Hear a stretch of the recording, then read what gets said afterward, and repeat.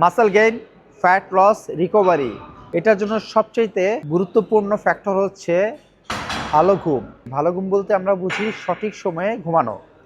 আমরা অনেকেই 7 থেকে 8 ঘন্টা ঘুমাই, বাট সেই 7 থেকে 8 ঘন্টা ঘুমটা কি কোয়ালিটি ঘুম হচ্ছে কি না সেটা আমরা জানি না। কিন্তু আমাদের যান্ত্রিক জীবন, আমরা যান্ত্রিক শহরে থাকি, সুতরাং চাইলেও আমরা 10টা থেকে 11টার মধ্যে ঘুমাতে পারি না।